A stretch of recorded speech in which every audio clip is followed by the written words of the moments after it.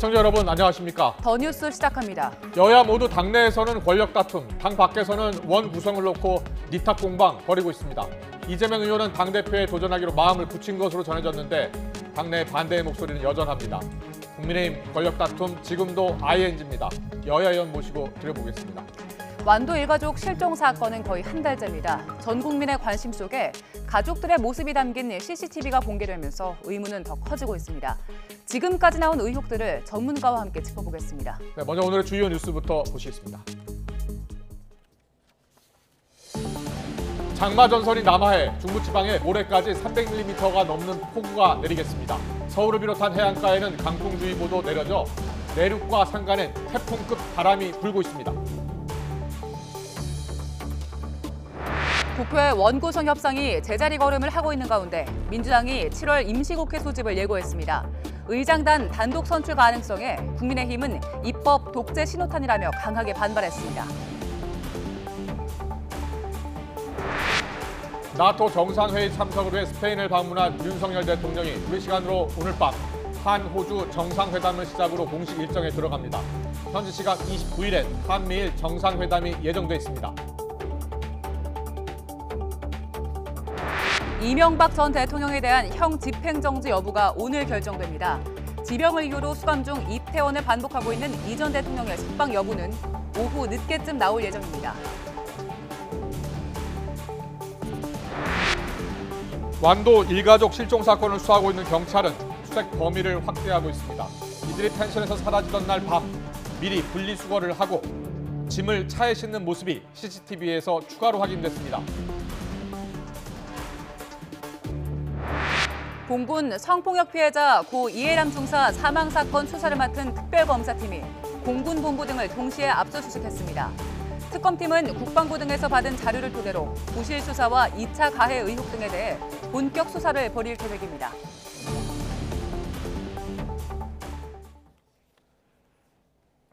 중부지방의 폭우가 본격적으로 시작되고 있습니다. 수도권에는 비와 강풍이 이어지면서 주요 하천의 수위가 조금씩 오르고 있는데요.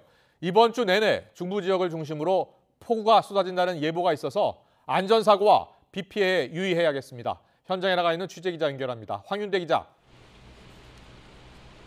네, 경기 연천군 군남댐 앞에 나와 있습니다. 빗줄기가 조금씩 굵어지고 있습니다. 그곳 상황은 어떻습니까? 네, 이곳 군남댐 인근에는 오전 10시부터 비가 내리기 시작했습니다. 오전 내내 내렸다 그쳤다를 반복했지만 점차 비가 내리는 시간이 길어지고 빗방울도 굵어지고 있습니다. 댐 방류량은 눈에 띄게 늘어나고 있습니다. 제 뒤로 보이는 군남댐의 수위는 계획 홍수위인 40m에 도달하지는 않고 있지만 빠르게 상승하고 있습니다. 오늘 새벽 26m 정도에 머무르다가 지금은 28m를 훌쩍 넘겼습니다. 경기도 연천과 파주에는 오전 10시 반을 기해 호우특보가 발효됐고 서울 전 지역과 수도권 대부분 지역에는 비와 함께 강풍이 불고 있는 상태입니다. 홍수조절용 댐인 군남댐은 현재 초속 1,700세제곱미터 정도의 물을 방류하면서 수위를 유지하고 있습니다. 유입되는 물의 양이 10분마다 100세제곱미터 가까이 늘어나면서 수위는 조금씩 높아질 것으로 보입니다. 임진강 쪽도 눈에 띄게 수위가 높아졌는데요. 북한 쪽 임진강에서 흘러온 물이 지나는 필승교 수위는 오후 1시 반 기준 3.6m를 넘겼습니다. 오늘 오전 9시와 비교할 때 1m 넘게 불어난 수치입니다. 임진강 하류 지역에 있는 파주 일용대교 수위도 비슷한 수준인 2.7m를 기록하고 있습니다. 장마철이 본격적으로 시작됐지만 정부는 아직 올해 내린 비의 양이 예년보다는 부족했기 때문에 대규모 댐 방류는 필요하지 않다고 보고 있습니다. 어제 기준 전국 용수댐 저수량은 예년의 68% 수준인데요. 모레까지 수도권에만 300mm가 넘는 비가 쏟아진다는 예보가 있어 수위는 빠르게 높아질 가능성이 큽니다. 이번 장마는 남북으로 좁고 동서로 긴 비구름 형태 때문에 지역별 강수량 편차가 큰 특징이 있어 특정 지역의 수위가 급격히 높아질 확률도 높습니다. 기상당국은 폭우가 북한 황해도 부근의 많은 비와 합쳐져 임진강과 한탄강 수위가 빠르게 높아질 수 있다면서 캠핑장과 피서지 야영객들에게 사고와 비 피해가 없도록 각별히 유의하라고 당부했습니다. 또 공사장과 비탈면, 옹벽 축대 붕괴 위협에 대한 대비도 필요하겠습니다. 지금까지 경기 연천군 군남댐에서 YTN 황윤태입니다. 오늘 밤부터는 중부지방에도 최고 300mm 이상의 호우가 쏟아질 전망입니다. 특히 서울 등 수도권과 해안가에는 강풍특보 속에 초속 20m 이상의 태풍급 돌풍도 동반할 것으로 보여서 각별한 주의가 필요한 상황입니다. 취재 기자 연결해서 좀 더 자세히 알아보겠습니다. 정혜윤 기자. 네, 문화생활과학부입니다. 네, 조금 전 군남댐 부근 상황을 직접 살펴봤더니요. 전 시간대보다 확실히 비가 강해진 것 같습니다. 수도권 등 중부지방 내륙은 언제부터 고비가 될까요? 네, 이번 비의 최대 고비는 두 차례 정도로 나눠볼 수 있습니다. 1차 고비는 북한에 머물던 정체전선이 남하하는 오늘 밤부터 내일 오전 사이인데요. 호우의 주 무대는 수도권과 강원도, 충청 북부 지방이 될 것으로 보입니다. 이후 내일 낮부터 저녁 사이에는 정체전선이 조금 더 남하해 충청 남부와 전북 북부 지방에도 강한 비가 내리겠습니다. 2차 고비는 내일 밤부터 모레 오전인데 이 시기에는 정체전선이 더 강해지면서 중부지방에 더 강하고 많은 비가 내릴 것으로 보입니다. 기상청은 모레까지 수도권과 강원도에 300mm 이상, 충청도에도 최고 200mm의 호우를 예고했습니다. 전북과 경북지방에도 내일 낮부터 국지적으로 강한 비가 내리면서 최고 150mm의 비가 내리겠습니다. 정체전선이 동서로 형성되면서 짧은 시간에 국지적으로 강한 비가 쏟아지는 게릴라 호우가 될 것으로 보이고요. 또 밤이 되면 빗줄기가 굵어지는 야행성 호우로 내릴 가능성이 커 산사태와 침수 등 취약 시간대 비 피해에 대한 철저한 사전 대비가 필요합니다. 네, 밤사이 바람도 무척 강하게 불 것으로 보이는데요. 서울 등 곳곳에 강풍특보가 내려져 있는 거죠? 네, 그렇습니다. 현재 서울 등 수도권과 강원 영동 그리고 서해안을 중심으로 강풍특보가 발령 중입니다. 특히 이 특보 지역을 중심으로는 내륙에서는 초속 20m 이상, 또 산간 지역에서는 초속 35m가 넘는 순간 돌풍이 기록되고 있습니다. 태풍급 돌풍과 비슷한 수준인데요. 초속 20m 이상의 바람이 불면 사람이 제대로 서 있기 힘들 뿐 아니라 작은 나무가 꺾이거나 바람이 강한 다리 위에서는 자동차 운전도 힘들어지는 수준입니다. 밤부터는 강풍의 호우까지 더해질 것으로 보이는 만큼 비바람 피해에 각별히 유의해 주시기 바랍니다. 지금까지 YTN 정혜윤입니다. 네, 지난밤 잠들 잘 주무셨습니까? 여름은 여름인가 봅니다. 간밤에 저도 자다 깨서 에어컨을 켜고 다시 잠들었는데요. 저만 더운 게 아니었습니다.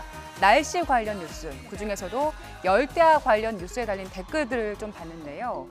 자, 에어컨을 만든 사람한테 오늘도 감사하다는 분도 계셨고요. 또 새벽 2시에 저처럼 더워서 잠에서 깼다는 분도 계셨습니다. 자, 밤사이 서울의 최저 기온을 봤더니 25.8도였습니다. 그리고 강릉과 대전, 또 광주와 제주 역시 전국 곳곳의 기온이 25도를 웃돌았는데요. 오후 6시부터 다음날 오전 9시까지 최저 기온이 25도를 넘는 경우 열대야로 봅니다. 올해 이례적으로 7, 8월이 아닌 6월에 우리나라 전역에서 열대야 현상이 이어지고 있습니다. 기상청은 서울의 경우 기상관측 사상 처음으로 6월에 열대야가 발생했다고 설명했는데요. 또 장마철이 시작됐지만 당분간 낮에는 무더위가, 또 밤에는 열대야가 지속되기 때문에 호흡 피해와 함께 온열 질환에도 대비해야 한다고 당부했습니다. 오늘 밤에도 덥다는데 열대야 속 숙면을 위한 몇 가지 팁을 소개해드리겠습니다. 먼저 요즘처럼 고온 다습할 땐 온도와 습도를 함께 챙겨야 되는데요. 개인마다 차이가 좀 있지만 여름철 침실 적정 온도는 24도에서 26도 내외가 좋고요. 습도는 50에서 60% 정도로 유지하는 게 좋습니다. 초저녁엔 걷기와 또 스트레칭 같은 가벼운 운동을 규칙적으로 하는 게 좋고요. 잠이 안 온다고 술을 마시는 분들 계실 텐데 열대야로 혈관이 확장된 상태에서 술까지 마시면 더위를 더 탈 수도 있다는 점 꼭 기억하시기 바랍니다.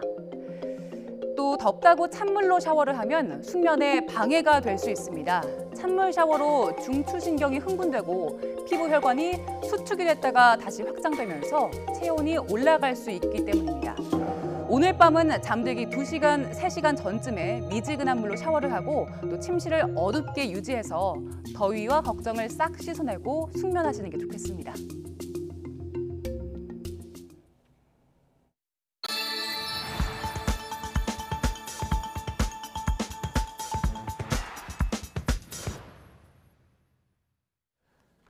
뇌물수수 등 혐의로 징역 17년형을 선고받은 이명박 전 대통령이 건강 문제를 이유로 형 집행정지 신청을 했습니다. 잠시 뒤에 심의위원회 판단을 거쳐서 집행정지 여부가 오후 늦게 결정될 것으로 보이는데요. 현장에 취재기자 나가 있습니다. 김철희 기자. 네, 서울대병원에 나와 있습니다. 이명박 전 대통령은 안양교도소에서 복역 중인데 지금은 병원에 있는 거죠? 네, 그렇습니다. 이 전 대통령은 교도소가 아닌 제가 나와 있는 서울대 병원에 입원하고 있습니다. 당뇨 합병증 등 이유로 지난주부터 병원을 찾은 건데 이전에도 지병 때문에 여러 차례 입원과 퇴원을 반복해 왔습니다. 그러다 이달 초에는 수원지방검찰청 안양지청에 형 집행정지 신청도 냈는데요. 형사소송법에 따르면 수용자의 건강이 극도로 나빠지는 등 형의 집행이 가혹하다고 볼 만한 사유가 있을 때 집행정지 신청을 할 수 있습니다. 형 집행정지가 받아들여지면 이 전 대통령의 건강이 회복될 때까지 형의 집행이 멈추게 됩니다. 검찰이 지정한 장소에서 머물며 치료를 받게 되는 건데요. 이 전 대통령은 앞서 서울 동부구치소에 수감 중이던 2020년에도 코로나19 감염 우려를 이유로 형 집행정지를 신청했지만 허가되지 않았습니다. 그렇다면 형 집행정지 결과 언제쯤 나올 것으로 보입니까? 네, 우선 심의위원회 자체는 조금 전인 오후 2시쯤 막 시작이 됐습니다. 차장 검사가 심의위원장을 맡고 법조나 학계 등 전문위원들이 외부에서 참여하는데요. 오늘 심의위원회에는 이 전 대통령 사건뿐 아니라 다른 신청 사건도 다뤄질 예정이라 오후 늦게쯤 결론이 날 것으로 보입니다. 다만 저녁 늦게까지는 시간이 걸리지 않을 거라는 것이 대체적인 관측입니다. 심의위에서 결과가 나온다고 해도 절차가 모두 마무리되는 건 아닙니다. 심의위원회가 결과를 올리면 수원지검장이 최종 결정을 해야 하고요. 이후 안양지청의 결과가 통보되면 안양교도소 출소 절차도 거쳐야 합니다. 앞서 이 전 대통령은 자동차 부품업체 다스의 자금 수백억 원을 횡령하고 삼성에서 거액의 뇌물을 받은 혐의로 기소돼 대법원에서 징역 17년형을 확정받았었습니다. 지난 2018년 3월 구속 수감된 뒤 석방과 수감을 반복해온 이 전 대통령은 원래대로라면 95살이 되는 2036년까지 형을 살아야 합니다. 오늘 결정으로 이 전 대통령이 석방되면 이후 광복절 사면 논의까지 불붙을 전망인데요.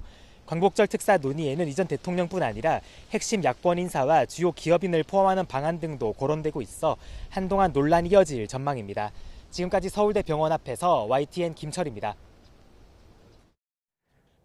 더불어민주당이 오늘 7월 임시국회 소집을 요구했습니다. 협상 여지는 있다고 밝혔지만 사실상 의장단 단독 선출 수순을 밟으면서 여당을 압박하는 건데요. 국민의힘은 입법 독재 신호탄이라며 강하게 반발하고 있습니다. 국회 취재기자 연결합니다. 박기원 기자. 네, 국회입니다. 네, 국회가 한 달째 공전하고 있는데 야당이 임시국회 소집에 나섰다고요? 네, 민주당은 조금 전 7월 임시국회 소집 요구서를 국회 의사과에 제출했습니다. 법제사법위원장을 여당에 양보하는 대신 사법개혁특위에 참여하라는 제안에도 후반기 원구성 협상에 진척이 없자 단독으로라도 후반기 국회를 열겠다는 겁니다. 의장단 선출은 물론 상임위 구성도 단독으로 진행할 수 있다. 이런 압박 메시지를 여당에 던진 것으로 해석됩니다. 특히 마지막 협상 여지를 줬지만 특사 자격으로 필리핀에 가는 국민의힘 권성동 원내대표는 협상 의지가 없다고 날을 세웠습니다. 박홍근 원내대표 발언 들어보시겠습니다.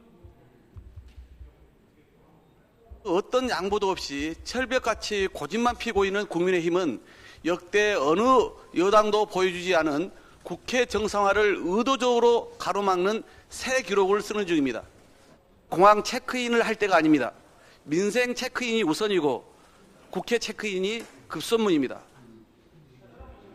그러나 국민의힘은 검수안박 후속 조치인 사개특위는 받아들일 수 없다는 입장을 굽히지 않고 있습니다. 의장단과 법사위원장을 먼저 선출하자고 역제안한 상태인데요. 이런 상황에서 민주당이 임시국회 소집을 강행하겠다고 하자 입법 독재, 정부 발목 잡기라며 맹비난했습니다. 권성동 원내대표 이야기 들어보겠습니다. 민주당이 일방적으로 본회의를 소집한다면 이는 입법 독재 재시작의 신호탄이 될 것입니다. 또다시 우리 국회가 지켜온 협치 정신을 짓밟는 것입니다. 서해 공무원 피격 사건에 대한 여야의 공방, 오늘도 이어지고 있죠. 네, 먼저 국민의힘 진상조사 TF는 잠시 뒤 통일부를 찾아 간담회를 진행합니다. TF는 지난 2020년 사고 직후 북측에 구조 요청을 할 수 있는 채널이 유지돼 있었는지 확인하고 당시 문재인 정부의 조치가 적절했는지 따져 물을 것으로 보입니다. 민주당도 서해 피격 공무원 사건 TF 첫 회의를 열고 반격에 나섭니다. 전반기 국방위와 정보위 위원 등이 모여서 보고받았던 SI 자료를 공유하고 당시 상황을 재구성한 뒤 여당 공세에 맞불을 놓을 것으로 예상됩니다. 여기에 법치농단, 경찰장악 저지를 위한 대책단도 출범했는데요. 박범계 전 법무부 장관과 전해철 전 행정안전부 장관을 단장으로 법무부 인사정보관리단과 경찰국 설치에 정면 대응할 방침입니다. 경제 어려움이 계속해서 이어지고 있는데 여야가 민생 행보에도 나섰다고요? 네, 먼저 국민의힘은 오늘 한국은행과 금융위, 금감원 간부들과 함께한 물가안정 특위 회의에서 분기별로 개별 공시하는 예금과 대출금리 차이를 월별로 통합 공시하도록 요청했습니다. 금리 차이로 인한 은행의 과도한 이익으로 이른바 영끌족과 자영업자의 줄도산을 막기 위해서입니다. 직접 들어보시겠습니다. 5대 금융그룹은 1분기 11조 3천억 원이라고 하는 사상 최대의 이득을 실현을 했습니다. 이러한 초호황에는 2018년 6월 이후 최대 폭을 기록하고 있는데 예대 금리차로 인해 이익 창출이 있었기 때문이라는 문제가 나오고 있습니다. 이와 함께 금리 상환형 주택담보대출 판매를 연장하고 저신용 서민층 대출인 새희망 홀씨 예산 규모도 확대할 것을 금융당국에 요구했습니다. 민주당도 경제위기 대응 특별위원회를 가동했는데요. 김태년 위원장은 경제위기 속에 기업에 경도된 정부의 대처가 안일하다며 비상경제대응본부의 가동을 주문했습니다. 들어보시겠습니다. 취임하고 지금 50일 정도가 지났는데 즉각적으로 시행할 수 있는 비상경제 대책 하나가 지금 없는 게 실정입니다. 언론적인 이야기만 한마디 내놓고 이런 관련한 대책 회의 한번 지금 개최를 하지 않고 있습니다. 여기에 정부가 놓친 서민 민생 대책도 직접 챙기겠다고 말했습니다. 지금까지 국회에서 YTN 박견입니다.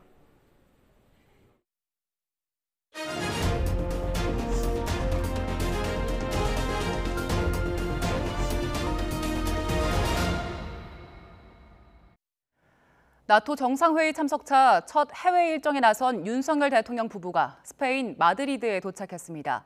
윤석열 대통령 부부와 참모진이 탄 공군 1호기는 우리 시각으로 새벽 4시 15분쯤 마드리드 바라하스 국제공항에 착륙했습니다. 윤 대통령은 착륙 전 비행기 안에서 좌석을 돌며 취재진에게 인사하고 즉석 질의응답을 하기로 했습니다.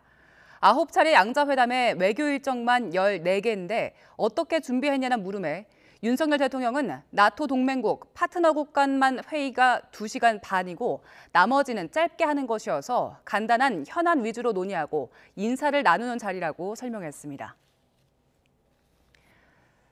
내일 나토 정상회의를 계기로 4년 9개월 만에 열리는 한미일 정상회담에선 북한 비핵화 삼각공조가 비중 있게 달아줄 걸로 보입니다. 또 글로벌 공급망과 경제 연대 등 3국의 경제안보 협력 강화 방안이 모색될지 주목됩니다. 이규준 기자의 보도입니다. 한미일 정상은 이번 회담에서 북한의 비핵화를 위한 삼각공조를 재확인할 가능성이 큽니다.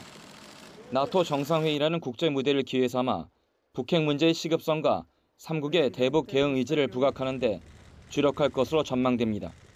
나토라는 무대에서 북한의 핵실험이라든가 전략무기 고도화가 상당히 우려스럽고 시급한 상황이다. 이런 기본적인 메시지들을 그 자리에서 한미일이 공동으로 발신해주는 의미, 이게 주요할 거라고 보여지고.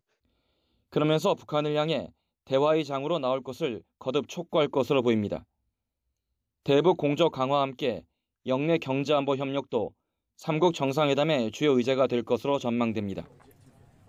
글로벌 공급망 협력과 함께 미국 주도의 인도태평양 경제 프레임워크 IPF 관련 경제안보 현안이 핵심 의제로 거론됩니다. 이번 회담을 계기로 미국이 한미일 협력 강화를 위해 한일 관계 개선 노력을 적극 요청할지도 관심사입니다. 다만 회담 예상 시간이 약 30분 정도여서 구체적 협력 방안보다 한미일의 협력 의지를 다지는 상징적 회동이 될 수 있다는 관측도 나옵니다. YTN 이교준입니다.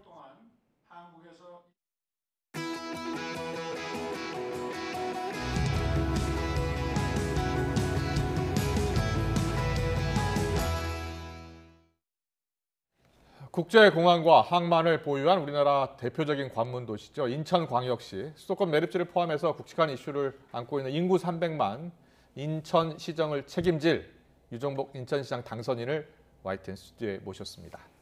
어서 오세요. 어서 오십시오. 네, 안녕하세요. 예, 임기가 7월 1일부터 시작되죠. 그렇습니다. 예, 4년 만에 이제 인천시장직을 되찾게 된 건데 그동안 많은 구상을 하셨을 것 같습니다.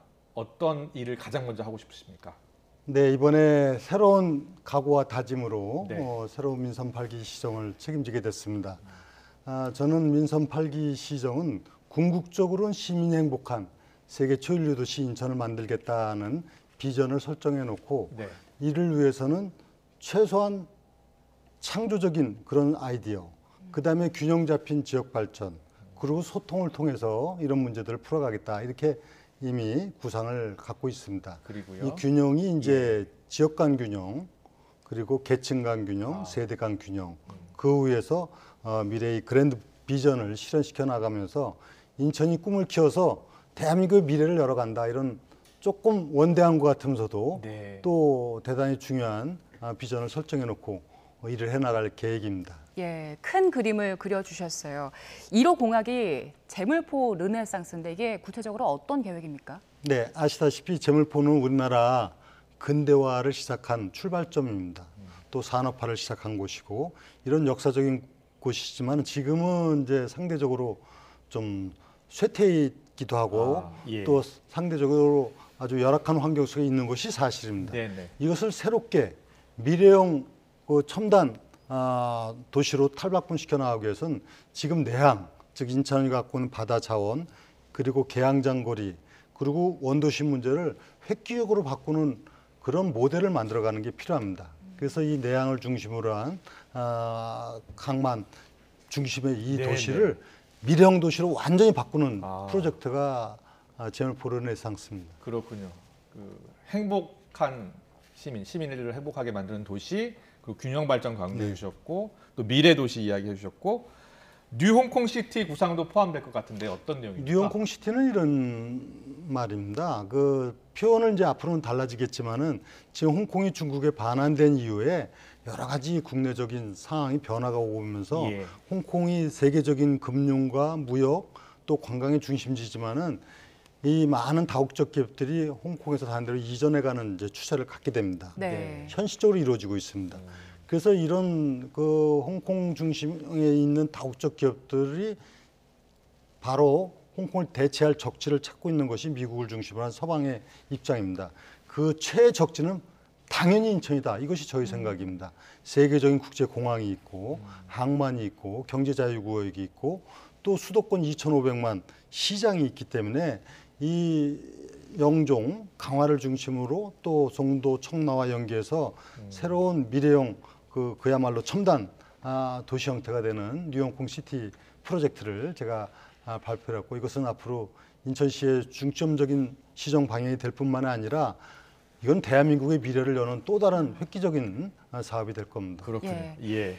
이제 취임식이 며칠 남지 않았습니다. 네. 취임식을 그 인천항 18부두에서 하신다고 들었어요. 네. 어떤 이벤트가 있습니까? 네, 이 취임식도 제가 늘 강조했듯이 소통 문제, 시민과 함께하는 공연으로 이렇게 바꾼 겁니다. 의례적으로 실내에서 엄숙하게 네. 그런 취임식이 아니고 시민들과 함께 문화예술이 일상이 되는 인천을 만들겠다 했던 그 의미를 살리고 아까 제물포 르네상스를 말씀드렸지 않습니까? 예. 바로 그 내항 18부도 거기서 취임 행사를 갖고 우리가 함께 시민이 취임하는 것이다. 이런 컨셉으로 취임식을 하게 될 겁니다. 그렇군요. 알겠습니다. 기대가 됩니다. 중앙정부하고의 관계도 중요하잖아요. 네. 행정안전부 장관도 지내셨고 이미 또 광역단체장 경험도 하셨기 때문에 충분히 잘 해내실 것으로 믿습니다만 어떻게 관계를 설정하는 게 가장 좋겠습니까? 우리가 흔히 조금 오류를 범하고 있는 게 중앙정부 대 지방정부, 국가 대 지방자치단체, 수직적 관계, 상하 관계로 이식해온 부분이 없지 않아 있었습니다. 네. 기능의 차이는 있지만은 결국은 중앙정부나 지방정부는 한 몸입니다. 우리 국민이면서 또 지역 주민이고 시민 아닙니까? 예. 시민이면서 국민이고. 예. 그래서 중앙정부와 지방정부는 사실 긴밀한 협력 관계를 통해서 지방정부가 발전하고 그것이 나라 발전에 이어지는 거거든요. 네. 그래서 제가 행안부 장관을 하면서도 그런 틀에서 지방자치를 육성해야 된다는 기조를 갖고 일을 해왔는데 윤석열 대통령도 지금 지방정부를 그런 식으로 보는 것으로 저는 생각을 하고 있고 제가 어제도 행안부 장관을 만났습니다. 그래서 이제 전임 역대 장관으로서 지방정부를 잘 육성 발전시켜 나가는 것이 나라의 발전이다 하는 시각에서 협력관계를 어떻게 구축해 나갈 것이냐 이런 문제를 논의를 했습니다. 네. 그렇군요. 수직 관계보다는 수평 관계로 접근하는 게 훨씬 좋다. 뭐 협력 관계라고 해야 되겠죠. 협력관계. 수평이다 이런 수직 수평의 개념이 아니고 모두가 사실 국민이면서 시민이면서 우리가 함께 해 나가는 것이 결국은 나라 발전이다. 근데 이걸 너무 우리가 흔히 얘기하는 이 상호관계적 개념으로 보면 안 된다. 그리고 또 지방정부와의 협치도 고민을 하고 계시는 것 같습니다. 지금 그렇습니다. 어제는 오세훈 서울시장 만나셨고 최근에는 김동연 또 당선인도 만나셨잖아요. 이제 수도권 간의 협치도 고민을 하시는 것 같아요. 그렇습니다. 이 오세훈 서울시장도 만나고 또 김동연 경기도지사 당선인도 만났는데요. 다 공이 우리 모두가 수도권이 된 게 사실은 우리 생활권으로 볼 때 교통 문제, 문화, 경제 또 환경 다 공유하고 있지 않습니까? 그러면 이 시민들의 편의를 증진시켜 나가고 또 미래 발전을 위해서는 당연히 단체장들이 어떤 정당이나 진영의 논리를 떠나서 같이 공조하고 협력해야 되는 건 뭐 지극히 당연한 일이죠. 그래서 어제도 오세훈 서울시장하고 그렇게 하는데 전혀 이의 없이 우리 그렇게 해나가자. 그리고 제가 조금 지방행정의 경험이 더 있는 편이다 보니까 제 경험 법칙을 얘기하는 겁니다. 이렇게 해서 나는 과거의 어려운 문제들을 다 풀었다.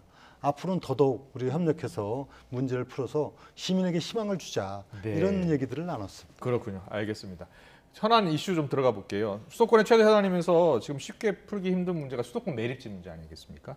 사용이 지금 종료된 상황인데 어떻게 해법을 찾아야 되겠습니까? 바로 이런 문제, 이 광역 행정의 대표적인 게 수도권 매립지, 즉 수도권에서 서울, 인천, 경기에서 발생되는 쓰레기를 처리하는 곳이 지금 인천 지역인데 이 부분을 이제 30년이 사용돼서 대체 매립지를 찾고 있는 겁니다. 그래서 제가 지난번 민선주기 시장 때 서울시장, 경기도지사 그리고 환경부 장관과 함께 제가 사자 협의체를 구성해서 대체 매립지를 조성하도록 문제를 풀어놓은 겁니다. 그리고 그에 따른 소유권 이전, 관리공사 이관 이런 문제를 다 해결해놓은 겁니다. 그래서 제가 시장에 되면 바로 그 합의 정신을 바탕으로 해서 대체 매립지를 조성하는 방식으로 이제 문제를 풀어가게 되면은 이 문제는 해결이 될 것이고 윤석열 대통령께서도 분명히 이렇게 말씀을 하셔서 이미 환경부에서도 그렇게 지금 실무적으로 움직이고 있습니다. 그리고 조만간에 이 문제는 가시적인 해결을 볼 수 있도록 해나갈 겁니다. 알겠습니다. 그리고 당선이 된 이후에 그 인수위 통해서 지난 4년간의 인천 시정을 좀 평가를 하셨을 텐데 어떤 내용들이 있었습니까? 네, 민선 7기 인천시정이 나름대로 시민으로서 열심히 일을 했겠습니다만 일부 시정 운영 방식에 있어서는 문제가 있다는 것이 인수위 과정에서 드러났기 때문에 이 부분은 앞으로 미래를 위해서 혁신을 해야 되지 않겠습니까? 지금 선거가 끝나는데 제가 뭐 후임 시장에 대해서 뭐 비판을 하고자 하는 생각은 추호도 없고요. 그런 문제가 아니라 지금 반드시 개선해 나가야 될 문제들이 인사혁신, 재정혁신, 그리고 홍보혁신, 그다음에 정책혁신 이 네 가지 혁신을 만들어가겠다 해서 시정혁신단을 둬가지고 이것을 바로잡아 나간다. 즉 비정상적인 것은 정상적인 것으로, 불합리한 부분은 합리적인 방향으로, 그다음에 뭐 정치적이고 뭐 이런 부분들은 시민 중심으로 이 전환시켜 나간다. 이것이 바로 이제 시정혁신이 되겠고 이 시정혁신을 토대로 해서 이제 미래의 비전을 실현시켜 나가야 되겠죠. 여러 가지 공약도 해주시고 또 혁신 과제까지 설명해 주셨는데 마지막으로요. 인천 시민들께 꼭 하고 싶은 말씀 한마디 해주시죠. 네, 민선 8기는 바로 시민과 함께하는 새로운 모습의 지방정부가 될 겁니다. 저는 우리 300만 시민과 함께 늘 소통하면서 우리가 주인의식을 갖고 인천의 꿈을 키워서 이것이 바로 인천 발전, 대한민국의 또 미래를 만들어 간다는 이런 생각으로 함께 해주신다면은 민선 8기는 우리 시민이 행복 체감 지수를 느끼고 또 감동으로 이어질 수 있도록 노력을 해 나가겠습니다. 시민 여러분들의 또 계속 지속적인 성원과 함께 해주시기를 기대를 합니다. 네, 알겠습니다. 오늘 말씀 여기까지 듣겠습니다. 민선 8기 인천광역시장으로 취임하시겠죠? 유정복 당선인과 말씀 나눠봤습니다. 오늘 말씀 잘 들었습니다. 네, 감사합니다.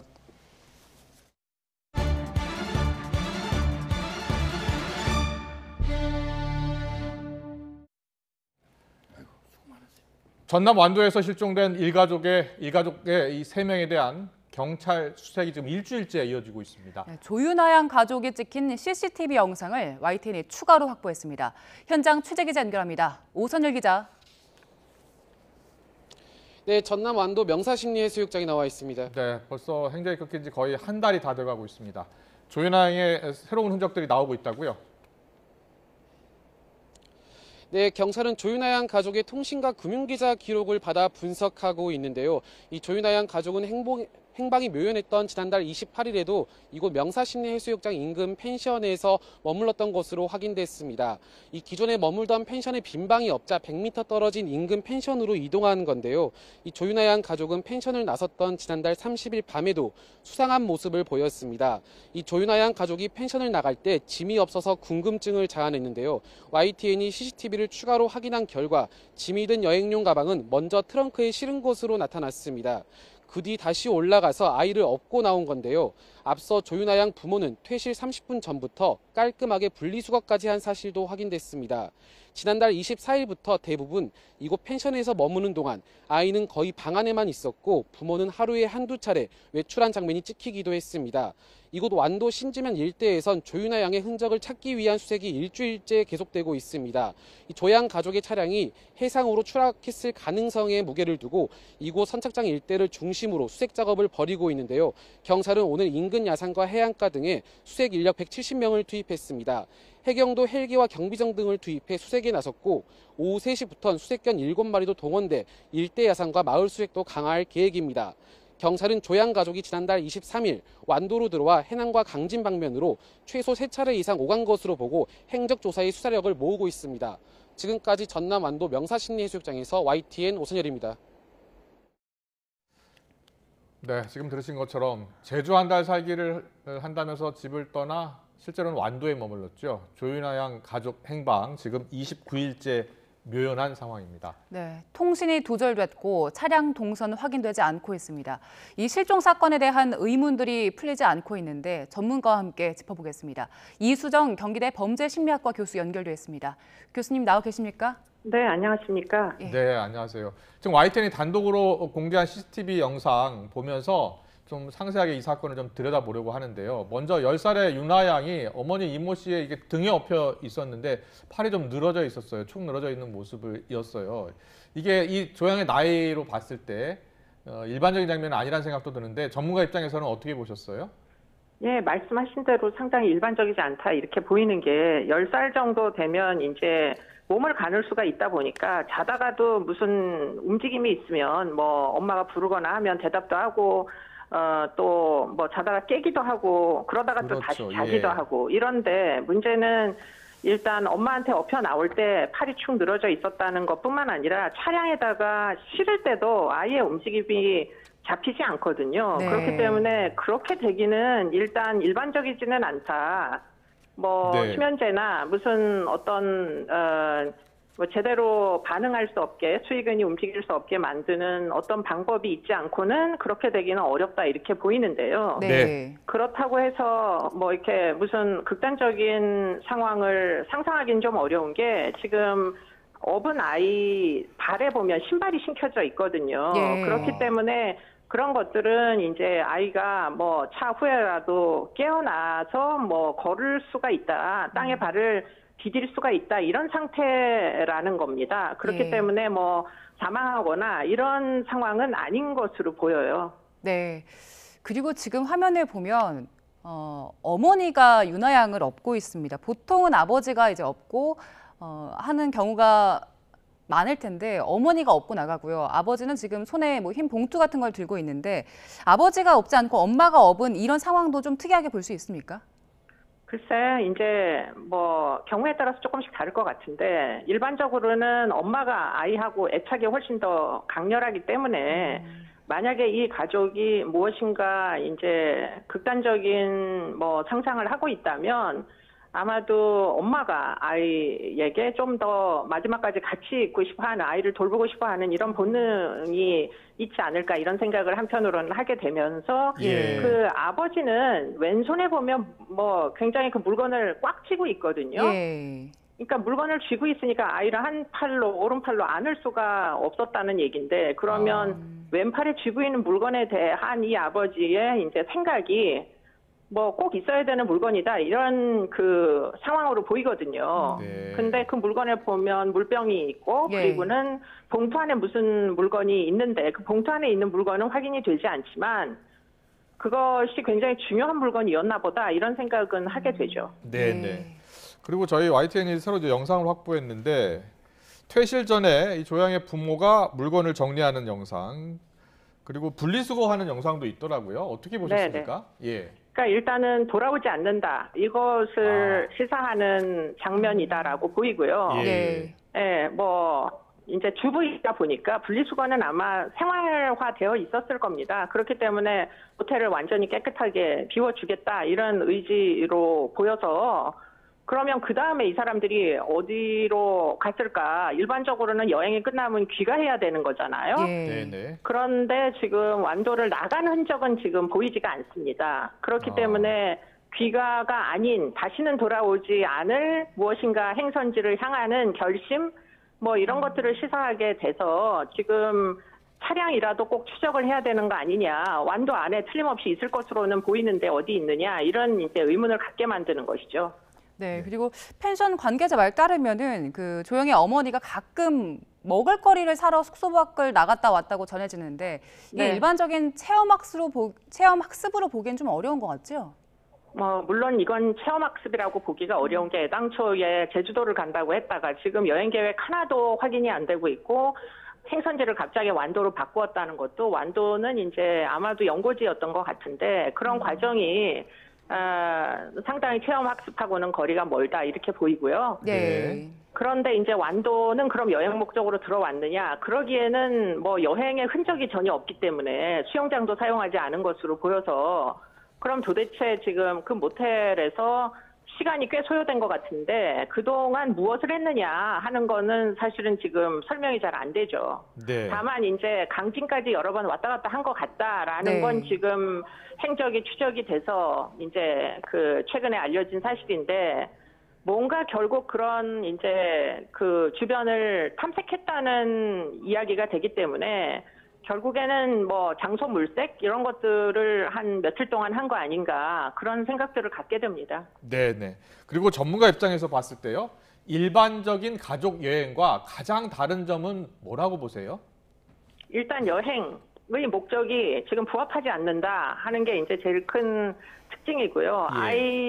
아이가 하나이고 부모가 아이를 돌보는 이런 그 가족이라면 일단 아이가 노는 모습이 잡혀 있어야 되거든요. 근데 지금 어디에도 그런 모습이 안 잡혀 있다는 건 지금 뭐 지금 이런 상황이 정상적이지가 않다 이렇게 봐야 되는 것이고, 아마도 아이가 축 늘어져 있는 과정도 그 연장선상에서 지금 아이 같은 경우 10살 정도 되면 사실 아마 어머니, 아버지가 뭔가 좀 이렇게 아이의 의사에 반하는 행동을 할 때 아이는 저항할 수 있다는 거를 염두에 두고 미리 아이를 이제 움직이지 못하게 만든 거 아닌가, 그런 생각을 하게 만드는 그런 장면들이 지금 결코 이제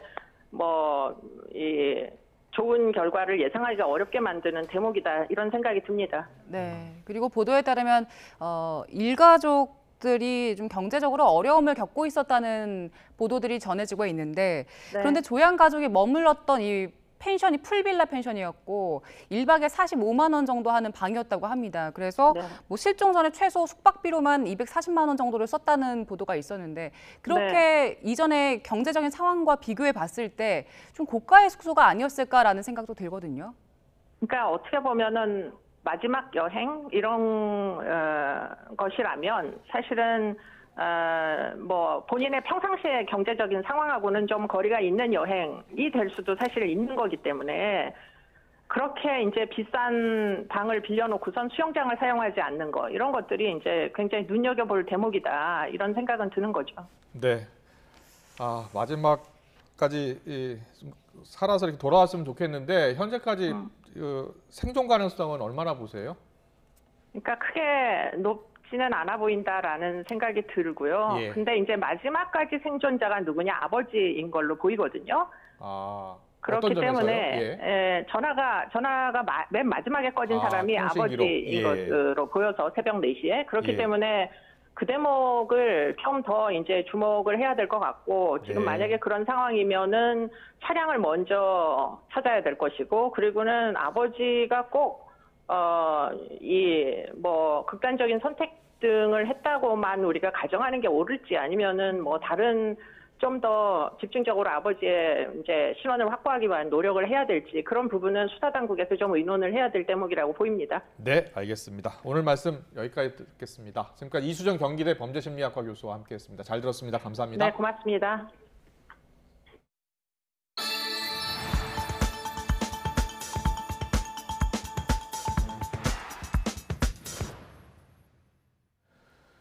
공군 성폭력 피해자 고 이해람 중사 사망 사건 수사를 맡은 특별검사팀이 공군본부를 비롯해서 관련 기관들을 대상으로 동시다발 압수수색에 나섰습니다. 정식 수사에 착수한 지 3주 만입니다. 취재기자 연결합니다. 손효정 기자.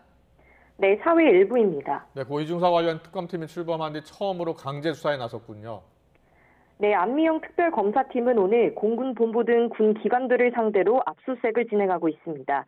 이 중사가 소속돼 근무했던 제20 전투 비행단과 제15 특수임무 비행단에서도 관련 자료를 확보하고 있습니다. 이번 압수수색 대상엔 이 중사 사망 직후 사건을 소동 수사했던 공군 수사단 등도 포함됐습니다. 고 이 중사 관련 특검팀이 이처럼 동시다발 압수수색에 나선 건 처음이고 지난 5일 공식 수사에 착수한 지 23일 만입니다. 특검팀은 고 이중사 사망 이후 제기된 부실 수사와 2차 가해 같은 여러 의혹의 진상을 규명하고자 신속하고 철저히 수사하고 있다고 전했습니다. 또 당시 군 내부에서 사건 은폐나 수사 외압이 있었다는 의혹 역시 관련 기록과 증거를 바탕으로 전방위 수사하고 있다고 덧붙였습니다. 특검팀의 수사 대상은 이중사 사망과 관련된 기소된 사건 외에 공군 내 성폭력과 2차 가해 의혹입니다. 또 당시 국방부와 공군본부의 은폐 의혹 등 군 사법경찰과 군 검찰단, 군 법무관들의 직무유기나 직권남용 관련 불법 행위도 집중 수사 대상입니다. 특검팀은 그동안 국방부나 국가인권위원회 같은 기관에서 수사 기록 5만여 쪽을 전달받아 검토했고 유족이나 부실 수사 의혹을 제기해온 군 인권센터 관계자를 비롯한 사건 관련자들을 면담 또는 조사해왔습니다. 오늘 첫 강제 수사를 계기로 사건의 진상규명에 본격적으로 속도가 붙을지 주목됩니다. 지금까지 사회 일부에서 전해드렸습니다.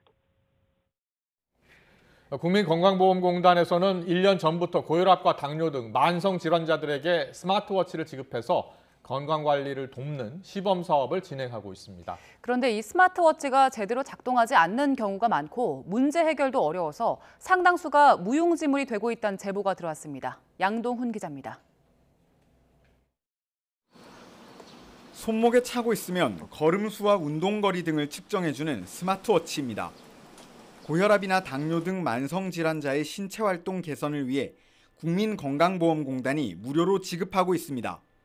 최근 이 스마트워치를 받은 40대 이모 씨, 이상한 점을 발견했습니다. 스마트워치 시간이 실제 시간보다 계속 늦어지고 1시간 20분 정도 운동을 했지만 스마트워치에는 40분만 기록된 겁니다. 사용 설명서를 읽어봐도 문제를 해결할 수 없었고 건강보험공단에 문의했지만 소용없었습니다. 한 이틀 있다가 시계를 다시 한번 확인을 해보니까 30-40분 정도 더 늦어져 있더라고요. 한 열흘 정도 지나서 저번 주쯤에서 다시 보니까는 거의 날짜가 넘어갈 정도로 차이가 많이 나더라고요. 수차례 문의한 끝에 제조사에서 만든 앱을 추가로 설치하고서야 문제가 해결됐습니다. 왜 이런 일이 발생했을까? 스마트워치와 스마트폰을 연동하는 국민건강보험공단 전용 앱입니다. 개인정보를 전송하는 앱의 특성상 접속 후 10분이 지나면 자동으로 로그아웃 처리됩니다. 이로 인해 건강보험공단 전용 앱과 스마트워치 간의 연동이 끊어지면서 정확한 시간을 불러올 수 없게 되는 겁니다. 스마트워치 시간 연동에 문제가 있다는 게시글은 인터넷상에서도 쉽게 찾아볼 수 있었습니다. 공단 측도 시범 사업이 시작된 1년 전부터 문제를 알고 있었지만 그동안 전화 문의에만 답변해왔던 것으로 확인됐습니다. 결국 스마트 기기에 익숙하지 않은 고령층은 아예 사용을 포기하는 경우도 있었습니다. 너 이거 받았네라고 물어보시길래 시계가 좀 안 맞네요라고 물어보니까 나도 그것 때문에 안 써 말씀을 하셨어요. 공단은 시범 사업이라 시행착오가 있었고 향후 스마트워치 이용자들에게 인공지능 전화인 AI 스마트콜을 일일이 걸어 안내하는 등 추가적인 대안을 고민하고 있다고 밝혔습니다. 만성질환자들의 건강관리를 돕기 위해 스마트워치 6만 6천 개를 보급하는 시범 사업에는 예산 17억 원이 사용됐습니다. YTN 양동훈입니다. 지난달 10일 일반에 개방된 청와대의 밤 풍경을 감상할 수 있는 행사가 열립니다. 문화재청 청와대 국민개방추진단은 한국문화재재단과 함께 다음 달 20일부터 8월 1일까지 청와대 한여름밤의 산책 행사를 진행한다고 밝혔습니다. 청와대 개방 이후 야간 관람이 이뤄지는 건 처음입니다. 조금 전부터 서울에도 장맛비가 내리기 시작했습니다. 하지만 빗줄기가 그렇게 굵지는 않은데요. 밤부터는 서울 등 중부지방에 비가 내리기 시작하겠고 국지성 호우가 동반될 가능성도 있습니다. 모레까지 중북부 지역에 300mm가 넘는 폭우가 쏟아지겠고요. 특히 오늘 밤과 내일 밤 사이가 이번 비에 가장 취약한 시간대가 될 것으로 보입니다. 비 피해가 발생하지 않도록 각별히 주의해 주시기 바랍니다. 자세한 레이더 화면부터 보겠습니다. 강한 비구름은 아직 북한에 머무르고 있습니다. 하지만 비구름이 점차 남하하면서 서울 등 수도권 일부 지역과 강원 영서 지방에 영향을 주고 있는데요. 이에 따라 다소 강한 비가 집중된 경기도 연천과 파주, 강원도 철원과 화천에는 호우주의보도 내려졌습니다. 낮 동안에는 비가 크게 확산하지 못하겠지만 저녁부터는 비구름이 점차 확대해 중부지방에 강한 비를 뿌릴 전망입니다. 예상되는 비의 양은 모레까지 수도권과 강원도에 300mm 이상, 충청도에는 최고 200mm의 폭우가 쏟아지겠고요. 남부지방에도 최고 150mm 이상의 많은 비가 내리겠습니다. 비와 함께 바람에 대한 대비도 필요합니다. 현재 서울을 비롯한 해안가에는 강풍주의보가 발령 중이고요. 내륙에는 순간 초속 20m 이상, 산간에는 초속 35m가 넘는 태풍급 바람이 불고 있습니다. 주변 시설물 점검도 철저히 해주시기 바랍니다. 낮 동안 쌓인 열기가 식지 못하고 밤사이 열대야가 나타나는 곳이 많겠습니다. 내일 서울 아침 기온은 23도로 오늘보다 3도가량 낮겠지만 대전과 대구, 광주는 25도에 머무는 등 열대야가 나타나겠습니다. 내일 한낮 기온은 오늘보다 2에서 5도가량 낮겠지만 습도가 높아서 여전히 후텁지근하겠습니다. 서울 26도, 대전 27도, 대구는 31도가 예상됩니다. 주 후반까지 후텁지근한 날씨 속에 중부지방을 중심으로 장맛비가 이어지겠습니다. 특히 내일 밤부터 모레 오전 사이 중부지방에 더 강하고 더 많은 비가 내릴 것으로 보여 주의가 필요한데요. 산사태나 침수 피해가 발생하지 않도록 각별히 주의해 주시기 바랍니다. 지금까지 서울 상암동에서 YTN 윤수빈입니다. 네, 요즘 정치권 소식 들어보면 어떤 생각이 드십니까? 여야 모두 당내에서는 권력 다툼, 당 밖에서는 원구성 놓고 니탓, 공방 벌이고 있죠. 민주당이 이재명 의원은 당대표에 도전하기로 마음을 굳힌 걸로 전해졌는데 반대 목소리는 여전합니다. 잠시 뒤 여야 의원 두 분과 함께 정치권 이슈 자세하게 짚어보겠습니다. 잠시 뒤에 뵙겠습니다.